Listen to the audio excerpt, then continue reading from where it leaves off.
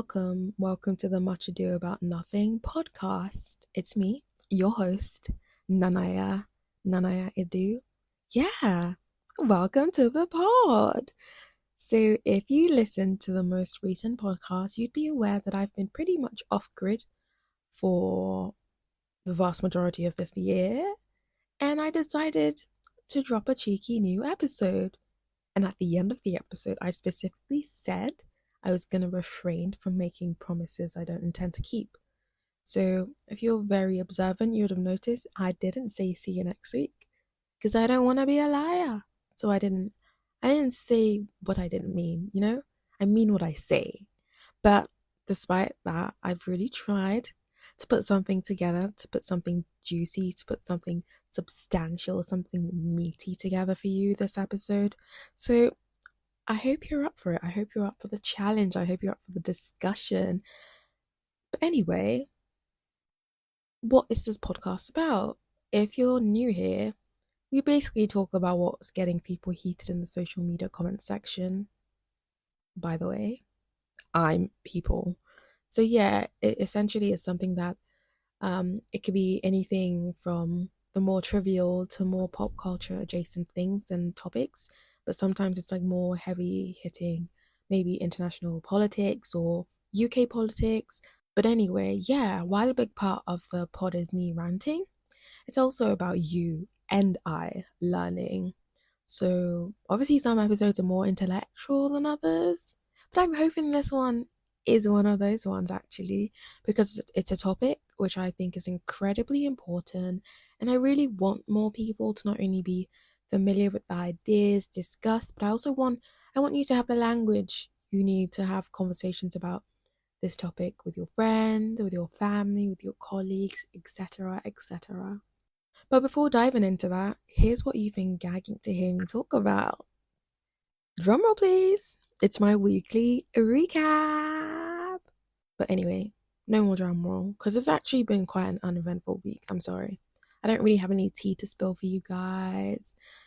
I don't really have anything to say that's gonna have you like cheesing really hard and twirling your hair and kicking your feet. It's been a pretty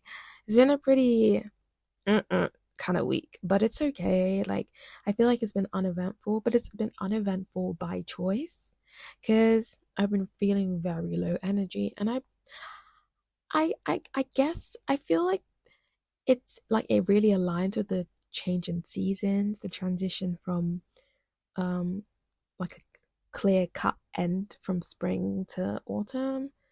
Maybe, I don't know. Honestly, the transition period from summer to autumn this year has been really weird and confusing, but I actually feel like we've reached a point where we're definitely over the summer period. Like we've crossed that bridge and we're fully like out of summer. Like, I don't expect any weird freak summer hot days to like happen. I could be wrong. It's not like I really stay up to date with like what's going on in terms of the weather, but I feel like we've definitely crossed over right into autumn and the weather's just like cold and grey. And to be fair, there's some days where it's like bright, but it's really cool. I really love those days. But yeah, enough of the weather. I feel like I'm being so British right now, yapping so much about the weather. But yeah, as I said, it's been a really low energy week for me. I've not been as productive as I would want to be, but I still feel like I've managed to make progress with things, which is good, which is great. We thank God. I'd love to discuss the things I've been working on, because it probably feels a bit like, oh, okay, you've been working on things, you've been making progress. But what do you mean? I wish I could tell you, because on this occasion, it's actually things which are really interesting and cool and exciting, possibly. It might actually not be for some of you. But yeah, okay, I'll give you a hint. I'll be naughty. I'll give you a hint. So, I love poetry. I write poetry. I perform poetry. So the things I'm talking about are poetry related. Are you cheesing? I feel like I'm cheesing, so maybe you're cheesing. But yeah, so it's been artsy, creative things, exciting. You love to see it. But yeah, I hate having to bite my tongue and keep secrets in order to surprise people. But I feel like the surprise is going to be so worth it. So I'm definitely going to zip it. I'm gonna zip it. It's hard, but I know it will be worth it. So I'm zipping it.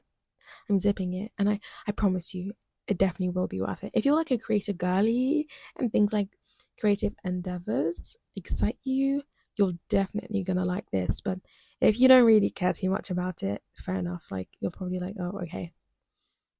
But yeah, something I've actually been taking a note oh, God, sometimes I just stutter. I don't know why, but something I've been taking a note of is how intentional I've been about walking more. So if you know me, you might know that I like being in nature. I like walks. I like being able to, I don't know, yeah, be in nature, look at the grandness of plants and the beauty of plants and all that things, the fresh air, being with people I care about, being able to just, I don't know, yeah, live, laugh, love, be in the moment. But also, I'm not really like a walker. Like some people go on walks every day. I'm not that person. Like, I'm like, I can be convinced to go on a walk, but I never like proactively go on walks, and I especially don't do it every day. But yeah, I've actually been really intentional about going on walks recently. And a big part of that's because I have less and less of an excuse to be rushing at the moment. So it's like, yeah, why not take the longer route to go to where I need to be? And for my friends who might be listening, I promise I'm doing this when I have the time to do so. So if I happen to be late to any meetups, I promise it's not because I'm doing like a cheeky self-care solo walk before we're meant to meet up. Okay, it's not like I'm baiting myself out right now. No. It's when I can afford, when I have the luxury of time. That's when I basically pen in a little cheeky self-care hot girl walk when I ordinarily wouldn't. And I've been doing it like almost daily, which is a big deal. Like I don't usually do that. So that's something I'm like, oh, that's a new development. And it's a new development I'm loving. Like, okay, go. Go off then. But yeah. What do I want to say? Oh yeah, it's actually getting to a point where I actually look forward to leaving the house for my quick walks now. And it's like around a 15-20 minute walk, so nothing crazy, but it's new, it's nice, and it makes me feel better. And as the weather's changing and my energy levels are like lower, and I'm just not feeling that, I don't know, like energetic and stuff, I feel like the walk really, it really does something for me. So if you're not a girl, if you're not someone, I was gonna say girly, I just love girly. Girly is just such a fun way to refer to people. Okay, if you're not someone, yeah, if you're not someone who's like a walker who really enjoys going for a walk, like even if it's like a 10 minute, maybe even a 5 minute walk, who knows, just as long as you step out of the house. This is especially relevant for those who work remotely. If you don't have to leave the house to do work, please do pencil in that 15-minute walk. It's great. It helps you get like a little bit of sun before the sun sets. You might not, you might be someone who, like me, would be like, I don't really care. I don't mind. I can stay in the house for 56 hours straight and it would do nothing. I don't know if it's something to do with me growing up, but I can't get away with that way of living anymore. I need my walk. I need my sun. I need my oxygen. So give it a go if you haven't and haven't really been someone who's viewed yourself as that kind of person. Do give it a go. It's really worth it. But yeah, outside of that, on the flip side, I feel like I haven't really been interested in going out. Not like even like going clubbing because it's not really something I do, but I mean like taking the train and going into London to do something, or like, yeah, I've been a bit in my antisocial bag. I feel like I must say, maybe to some degree, my mental health is kind of taking a bit of a hit. And maybe that's why the whole me going for walks, and I don't normally go for walks, is like doing like me a lot of good. But yeah, something I try to do is like be really open, and honest about where I am. So yeah, I feel a bit hesitant to share that my mental health isn't the best at the moment. But at the same time, it's like being true to myself. This is something that I probably should share, But yeah, it's not great, but it's okay. Like we move. I'm doing my walks. I'm surrounded by people who care about me, people who check in on me. Like I'm all right. Like it's not like really bad, but and like I said, it might really just be something to do with the change in seasons. Because yeah, don't don't underestimate how much transitional periods can actually affect how you feel. I've been kind of on my ones recently, and I've been actively trying to just be on my own because I feel like I just don't have the energy to interact with people where I have to like have energy. Like I know you don't, especially if you're hanging out with friends and stuff. It's like I know you don't always have to be funny or you don't always have to be happy and lively, but also to some degree, I feel like I don't want to be a Grumple-Stiltskin with people because it's like I don't want to laugh. I I don't even want to talk, and it's hard because it's like that's the kind of thing that's ideal if maybe you have your own place and you could just put on a show and you guys like you and your friend or friends could just like sit and not speak. But it's also like I live at home like with my family, and maybe I guess some people do like invite people over, but I'm pretty, apart from being introverted, I'm pretty, I have a wall up. Like it takes a long time for me to feel comfortable to bring you into my space like that. And I'm not really in a rush to try and get people into my space like that. I don't know. It's just I don't come, my childhood wasn't one where I went to stay over at people's houses and they'd come and stay over and we do um what's the word? Sleepovers. Like I'm not that kind of person. I didn't have people coming in and out. It was just like our family kind of thing. So it's like, yeah, I don't really have people over. So you might be like, oh, why don't you just, I don't know, invite friends over and then you just sit in silence and chill or watch something nice? Well, I don't really do that.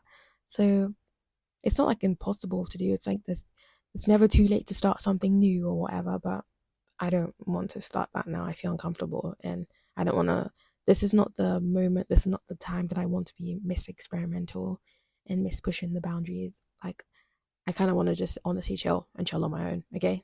Okay. But yeah, it's hard because I also recognize the fact that it can be really tempting to be on your own when you're struggling with your mental health, and it's kind of like a trick where your mind tricks you to isolate, and that kind of exacerbates whatever you're experiencing. But I honestly think I think something within me feels like I need this moment of isolation. Also, when I'm saying isolation, I'm not even saying like in terms of the whole month or this whole period. It's just like honestly this past week. I feel like I'm making it sound like it's a really big deal, like a really monumental shift and change and decision about how I'm approaching my relationships. But it's actually just this week.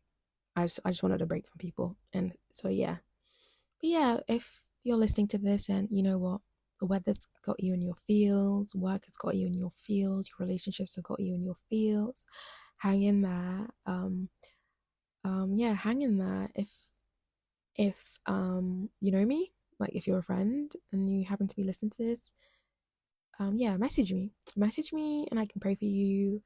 And if it's not too much to ask, you could pray for me too, and we can pray for each other, and we can talk, and we can giggle, and we can rant. Because I mean, a cheeky rant always does the job sometimes, doesn't it? But enough of that. I honestly thought this recap was gonna be a bit of a cheeky mini recap, but I feel like I've gone on and on and on. Maybe that I'm just being hard on myself and I actually haven't gone on and on and on. But anyway, let's get on to why we're here. So you can see the title, you know what it's gonna be about to some degree, I assume. But yeah, the topic of the week. Today we're not gonna be having a conversation that's based on a comment. No, no, no. We're just gonna have a conversation based on what I feel like talking about today. And today we're gonna be discussing protests. And you might be wondering why? Why are we talking about protests? Well, it's because of the blatant anti-protest position governments are increasingly and confidently taking. And one of the most recent examples, which hits really close to home for me, is the arrest of galamsey protesters in Ghana. So if you're not familiar with galamsey or what's happening in Ghana at the moment, here's a bit of context. So first of all, what is galamsey? Galamsey refers to illegal small-scale gold mining in Ghana.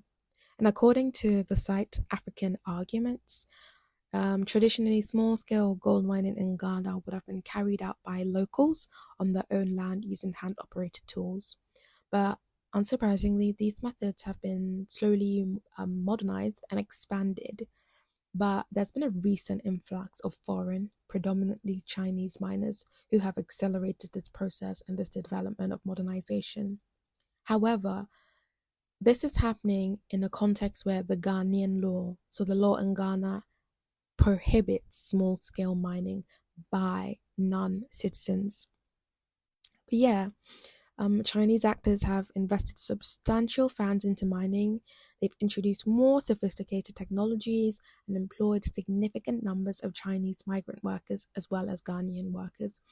And their use of heavy machinery has increased both extraction rates, but inadvertently it's also increased environmental damage. So in the span of only a few years, Ghana has attracted an estimated 50,000 gold seekers in quotation marks from China, and these gold seekers have been almost exclusively from Shanling County in Guangxi province. So outside of the illegality of galamsey, you might be wondering, why is there an uproar and protest? Because you could say the government has put in place a law to kind of prohibit this from happening, and it happening is just a case of people engage in illicit activities. And like, you can't, like, what else can the government do? And the thing is, we've reached a point where galamsey, like the effects of galamsey, have been incredibly devastating on the land and on water supplies in Ghana. So due to galamsey, the water that would be used for agricultural, industrial, and domestic use has become polluted, poisonous, and unusable. So when I say poisonous, I'm saying as part of the process of processing this raw gold, liquid mercury is used. But yeah, it's like, when I say poisonous, like, I mean actually poisonous. If you Google galamsey or like galamsey water, you'll be able to see images of what the water looks like. You'll be able to see pictures of before and after. And it's heartbreaking, it's heart-wrenching. And obviously, understandably, in response to this, Ghanaians have been protesting. They've been demanding that the government act on what should be treated as a national emergency. Because this is not a case of this is an isolated event. This is an event that has resulted in the pollution of the main water bodies in the country, to the point where being able to access clean, usable water by locals, by fishermen, by just people within, not only local to the areas where this is taking place, but people who aren't even local, because obviously water flows, water moves. When water is polluted at one point, it moves and it pollutes the other point. That's just how it works. So it's a really big, important issue. But in response to this, in response to protests, which have been peaceful protests, by the way, the Ghana Police Service has arrested an estimated 20 Democracy Hub protesters. So Democracy Hub is the organization responsible for the organization of these protests. But yeah, they've arrested these protesters, and approximately 20 protesters were arrested on the second day of the 3-day anti-galamsey demonstrations, which took place in Accra. So why were these people arrested for exercising their democratic right? Well, according to a press release by the Ghana Police Service, they were arrested because they were attempting to disturb the peace and impede traffic flow on the roads. You heard that right. These peaceful protesters were arrested for disturbing the peace and affecting traffic flow on the roads. But the thing is, I'm not shocked. And I assume you're probably not shocked too. You're not surprised, are you? I'm not surprised. Are you surprised? I'm not surprised. And the thing is, this happening is not its anti-democratic response is not unfamiliar to us in the West, though, is it? No, no, no. Because this response to the expression of discontentment and disapproval is something that we not only saw during the height of the Black Lives Matter protests in the US, but also in the UK, but we've also seen it in how the media, politicians, and the judicial system have treated climate activists, as well as protesters and protests against the Israeli genocide in Gaza. But yeah, today we're talking about how the right to protest is under attack. This is something that I feel like has weighed heavy on my heart, but I just didn't know how to approach the conversation. But what I think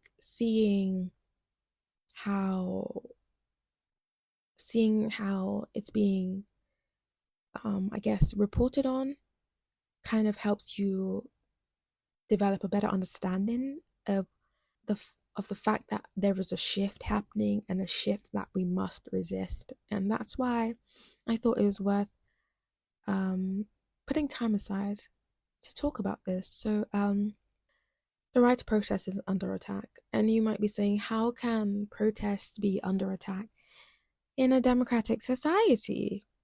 Isn't that like one of the things that is like central to democracy? You might be wondering. But the thing is, protest is under attack. The right to protest is under attack. But that's because democracy is under attack. Like, the thing about democracy, it's one of those words where you're familiar with it, you'd think you know it, you probably learned about it in citizenship class.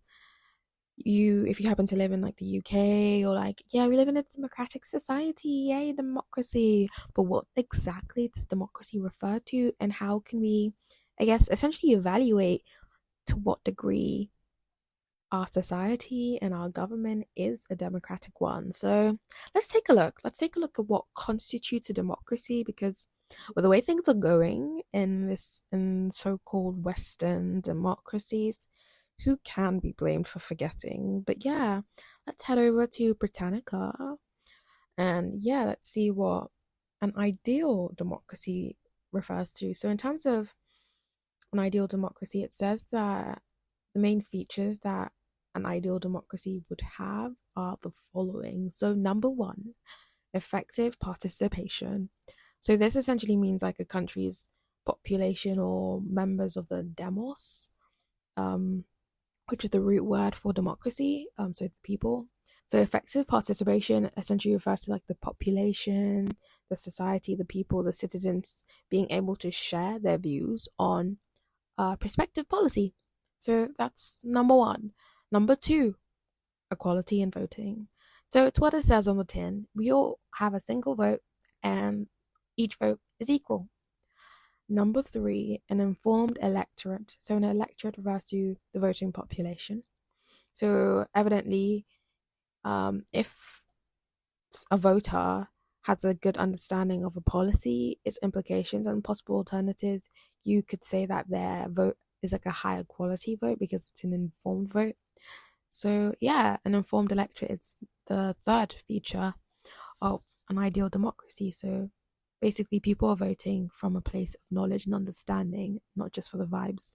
Number four, citizen control of the agenda.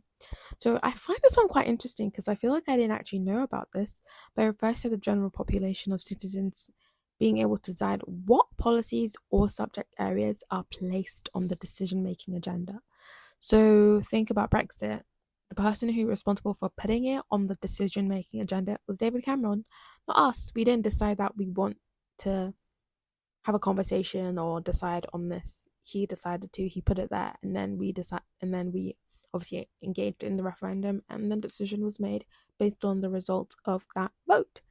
Number five, inclusion. So basically, it's the idea that every citizen is entitled to participate in the activities that I've mentioned above. or mention beforehand. And number 6, fundamental rights. Basically, it refers to the idea that people within a society, by virtue of their rights, are entitled to participate in the democratic activities I've highlighted. So it's like the idea of so all the things that I mentioned, basically the idea that you have a right to do them, or a right to be involved in them, or a right to be a part of them. So that's a big part. But yeah, as you would have picked up on, all these features of democracy aren't exactly like reflective of our experience of democracy, but that's just because the version of democracy that we are most familiar with would be representative democracy. So that's a form of democracy where we elect representatives and they act on our behalf and in our interests. Well, at least that's what they're supposed to do. But yeah, so institutions such as free, fair, and frequent elections, freedom of expression, independent sources of information, so think media which isn't controlled by the state, and freedom of association are the ways in which we can attempt to essentially capture the essence of ideal democracy, but within our countries, and within a representative democratic system. So this is within like countries like the UK, the US, and Ghana, my homeland. If you're wondering why I keep bringing up Ghana, it's because I'm British Ghanaian. So yeah, let's go Ghana. But anyway, the issue at hand is the fact that governments are not acting in the interests of the people they claim to represent. And in fact, it feels like they're actively trying to dismantle the very pillars on which democracy is based. And this is all while they continue to claim that they're democratic, and this is all happening while they choose to delegitimize certain countries and states which are more truthful and open about what type of systems they are. So it's like, stop. It's like, it feels gaslighty. It feels like we're being gaslighted into thinking that we have a good thing and the other countries have a bad thing. But it doesn't feel good. Why doesn't it feel good?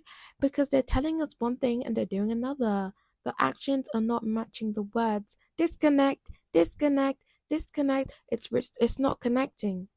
It's not connecting. You're saying one thing, you're doing another. Literally, it feels like being in a toxic relationship, but the toxic partner is the government, is the country. This is wild, and they're gaslighting us, and we're meant to chin up, smile, go on with our day like everything's okay. Everything's not okay, and you're a liar. That's what you are. Anyway, I get really worked up about the government and governments and just democracy and just it's really frustrating when you were raised up to believe that there are certain systems, ideas, institutions, and everyone is acting from a place of trying to achieve what they claim to want to achieve, what they're aspiring to achieve. But in practice, as you grow up, you realize people are actually just lying.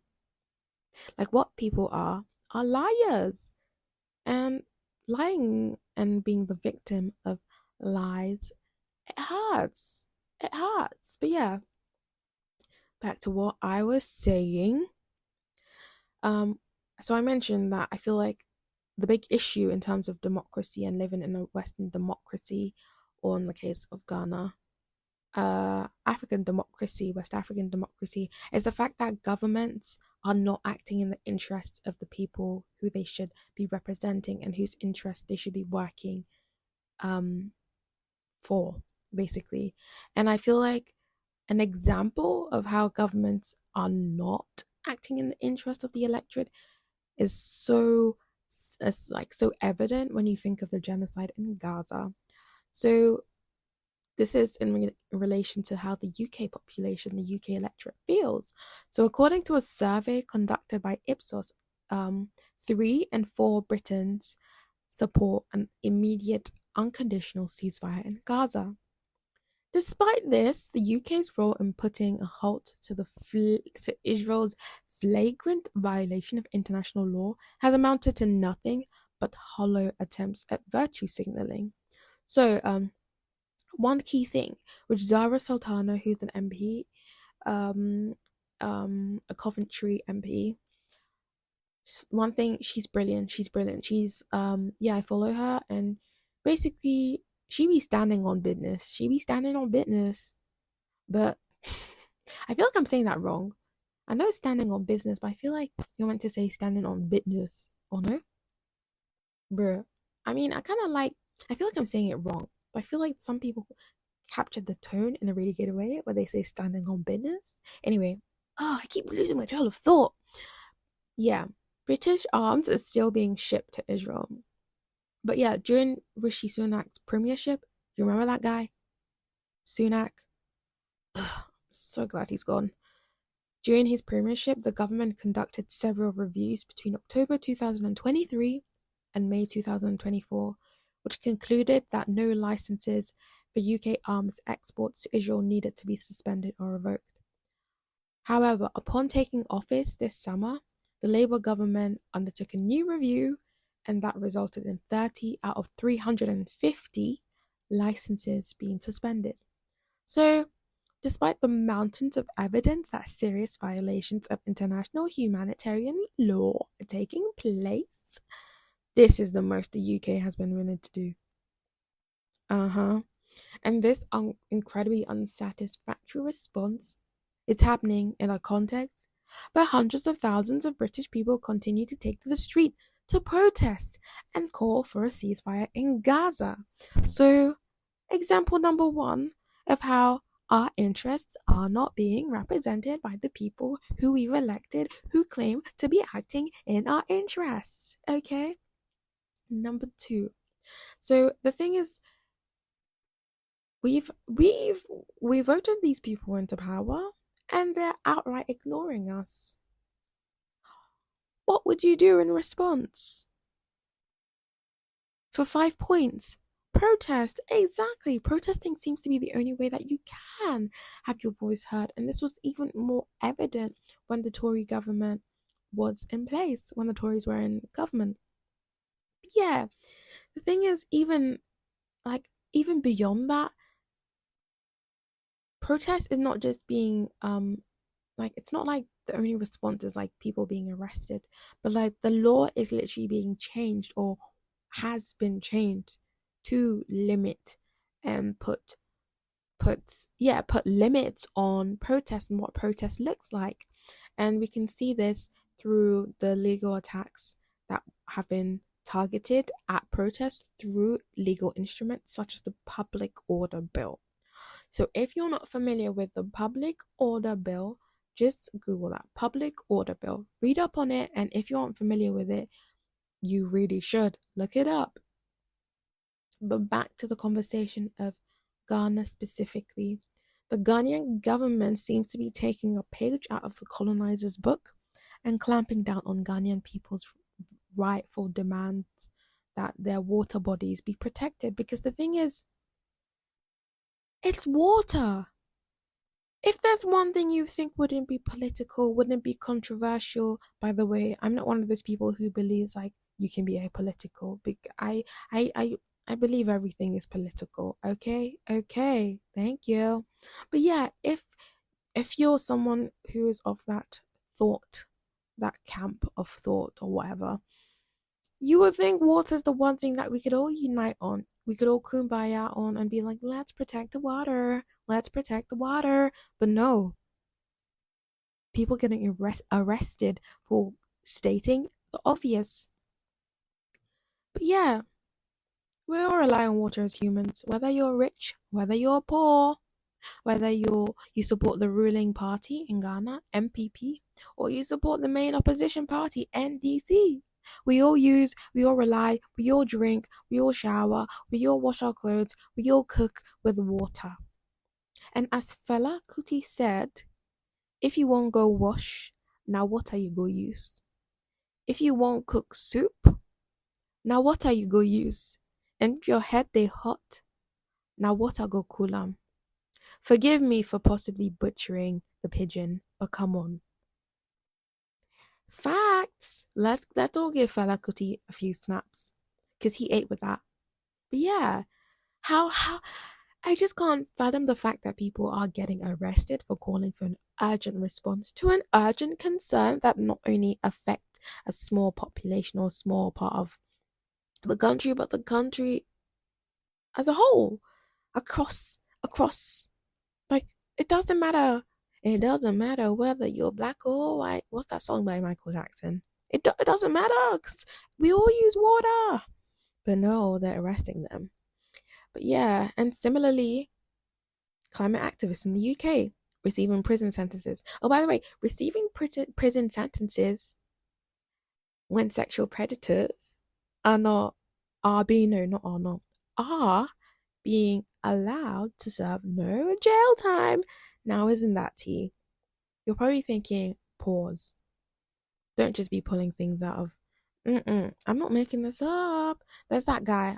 I didn't bother to search up his name because I'm not in the mood for that. That's not really my main concern, but it's not really surprising though. Sexual violence, the response to sexual violence, whether it's sexual violence targeted at minors or women, targeted at people these perpetrators know or don't know, it's always so side eye. Like it's always so this person did everything right. They reported the crime. They got the evidence. They put it together. They went to the hospital. They went to the police officer. They did everything right, and this is what they get. It's just it's disgusting. It's sad. It's heartbreaking. It's an embarrassment. But while sexual predators are getting the most minimal, it feels like slap on the wrist. People who are like protesting are being jailed for like 12 months plus and stuff. Like, come on now. It's sick. It's a sick world we live in. And that's just like at this point, you can't look me in the eye and tell me that this world, this timeline is messed up. Oh, by the way, timeline, if you're an Umbrella Academy girly, you're like, oh, I know what you. Yeah, because there's like, what's the word? It's not multiverse. Is the word multiverse, or is multiverse only like for MCU stuff? Anyway, yeah, there's different timelines in. Wait, is this a spoiler? I hope it's not. Anyway, if you haven't seen it, sucks to be you then. Like, I don't know. What am I gonna do? Sorry, but timelines. Gosh. I'm not even talking about timelines, am I? Lost my train of thought again. Yeah, it's a sick world we live in. This is like so stressful. But yeah, basically, what I'm trying to say is the attack on protest is an attack on our freedom of expression and our freedom of association. These are key tenets of what democracy is. We must fight to protect these freedoms, because what even is democracy if the only thing elected representatives are united on is silence and dissent and keeping things the way they are? That's not democracy to me. That's something else, something sinister, and I want no part in it. Mm-mm. To freedom! But yeah, protest is so deeply enmeshed in the story of liberation. From the civil rights movement to the Gold Coast fight for independence, protest is at the heart of it. Let us not allow leaders to make protest a dirty word, because protest is sacred, it's powerful, and it birthed many nations. When we sing the national anthem before football matches, when we get dressed up to go eat some Ghanaian food because it's Independence Day, we're doing that because of protest, because protest helped to facilitate the liberation. Protest is key, crucial, and the heart of liberation stories. So yeah, like many, also one thing, like many Ghanaian children, the Ghana national anthem was drilled into me, baby. Like it was drilled into me, and I think now is as good a time to share the national anthem, to share. So for my Ghanaian girlies, for my non-Ghanaian girlies, search up galamsey, protests, um, support in any way you can, support. But yeah, here's the national anthem since It feels like our leaders need a reminder how Ghana came to be. It goes. So this is how the national anthem goes. God bless our homeland Ghana and make our nation great and strong, bold to defend forever the cause of freedom and of right. Fill our hearts with true humility and make us cherish the fearless honesty and help us to resist oppressors' rule with all our will and might forevermore.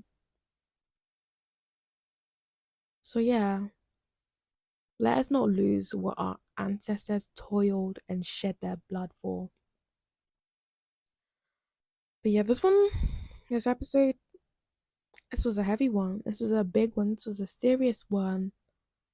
This was one of those ones you're like, eeh, I need a lemonade or something to cool it down. I need to cool it down. I need some. Make me swim, make me water. I need some water to cool down because I'm vexed. But anyway, yeah. Thank you for tuning in for this episode. I really appreciate you being here and supporting this podcast because it really is a labor of love. And I really appreciate the fact that you're tuning in to listen to me yap and complain. Like, that's so romantic. I love that about you. I love that. But yeah, I hope you hit that follow button. Button. I hope you hit that follow button if you're not already following so that you don't miss an upload. But also, if you're chronically online like me, why not add me to your roster?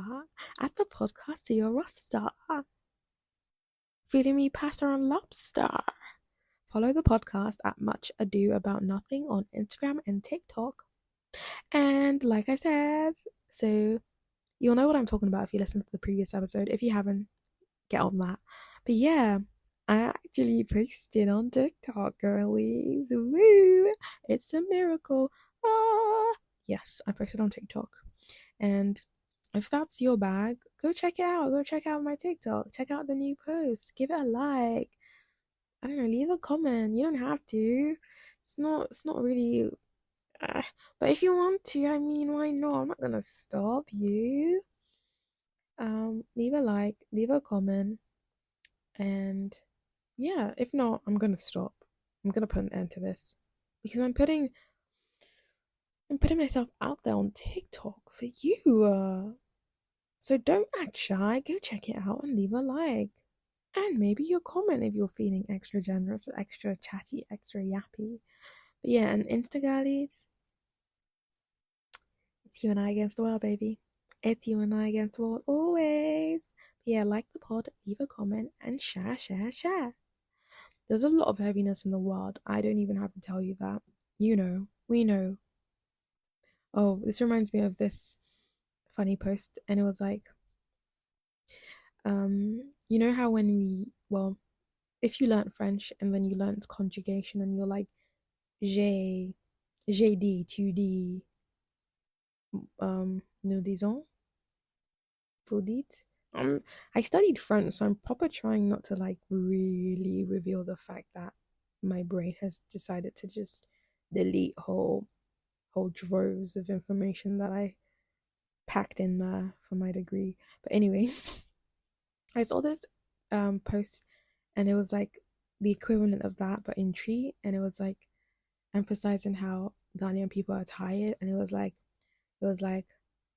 I think it was mabre, yabre, wabre or something. No, it should be IUE, so it should be mabre, wabre, yabre, which is I'm tired, you're tired, we're tired.